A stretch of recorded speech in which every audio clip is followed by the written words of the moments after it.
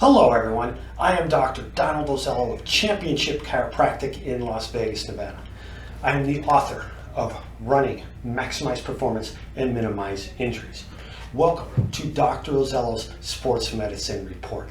Please feel free to leave any feedback, suggestions, or questions in the comments section below. Please feel free to like this video. Please go to my website, championshipchiropractic.com. You can find out more information about the book, and you can also see my other social media sites so we can connect there. Please enjoy this sports medicine video. The topic of today's Dr. Ozello Sports Medicine Report is the oblique strain. The oblique muscles are located on the side of the trunk. The injury to these muscles, the strain to these muscles is very common. The incidence of this injury has increased over the past 25 years. Sports where this injury is involved in are sports where there is a lot of trunk rotation, throwing sports like baseball, ice hockey, golf, and racket sports. Those are the most common sports that this injury occurs in. The oblique muscles are core muscles that are located on the side of the trunk. There are two layers, the internal oblique and the external oblique. The internal oblique is more commonly injured than the external oblique. Both of them start in the back and both of them wrap around to the front. Now their fibers run perpendicular to each other. The internal oblique fibers start in the back and in the pelvis, and they come forward, wrapping around the side, and they go superior. The external obliques start in the back and in the rib cage, and they come forward and they go inferior. So the fibers are running perpendicular to each other. The oblique muscles function to perform and control trunk lateral flexion and trunk rotation. The strain of the oblique muscles usually occurs when there is a sudden eccentric contraction when the muscles are in a stretched position. Now there's several types of muscle contraction. There's a concentric muscle contraction, which is the positive muscle contraction, and there's the eccentric muscle contraction, which is the negative muscle contraction. The eccentric muscle contraction, the muscles are controlling the movement going the opposite direction. So usually the oblique strain occurs when there is a sudden eccentric contraction and the muscles are in a stretched position.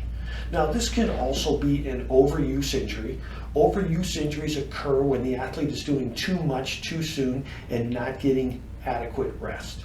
This usually occurs with sports where someone is performing throwing motions over and over again, say like a baseball pitcher or a javelin thrower.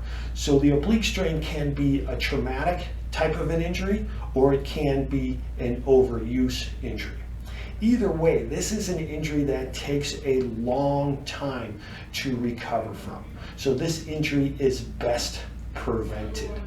Again, prevention is so important in all of sports injuries, especially with the oblique strain.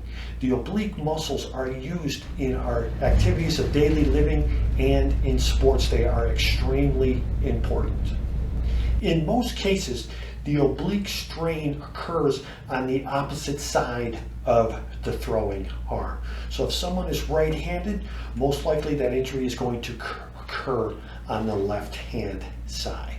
The symptoms of an oblique strain are pain, discomfort, tenderness, muscle tightness. It is aggravated by any motion that separates the rib cage from the pelvis. So you think about stretching, lateral flexion, rotation, deep breathing. All of those motions are going to aggravate the symptoms. The symptoms can be extremely painful. Like I stated before, this is a condition that is best prevented.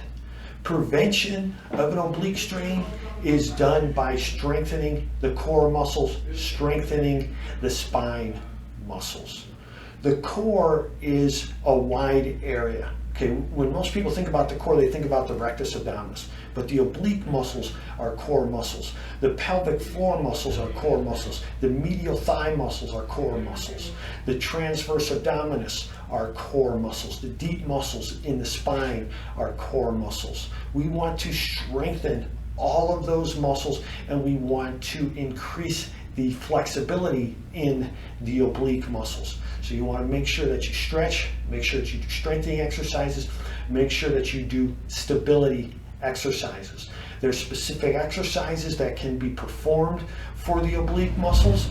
Those are ideal for strengthening the core and preventing the oblique strain. If an oblique strain should occur, seek professional care immediately. Do not hesitate.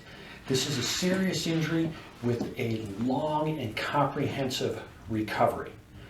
If an oblique strain is not recovered properly and the athlete returns to activity, a reoccurrence can occur, or an injury in another area can occur. Because what happens is the oblique is not healed properly, so different areas have to take a greater workload, and then an injury occurs in that area. As a doctor of chiropractic, I have seen this injury in my office. In chiropractic, what we do is that we restore proper skeletal motion through the chiropractic adjustment that helps to optimize nerve flow. When you have the correct amount of nerve flow going to an injured muscle and coming from the injured muscle, it helps that muscle to function properly and to heal properly. Make sure that you seek professional care. Do not wait. Like I said, I am a doctor of chiropractic. I have treated this in my office before. Also, a big part of what I do is patient education. I will teach the patient stretching and strengthening exercises and stability exercises that they can do to recover from this injury and to prevent a reoccurrence. Stretching exercises should be performed in a very gentle format at first, and then should be increased in very gradual increments. The same goes for strengthening exercises.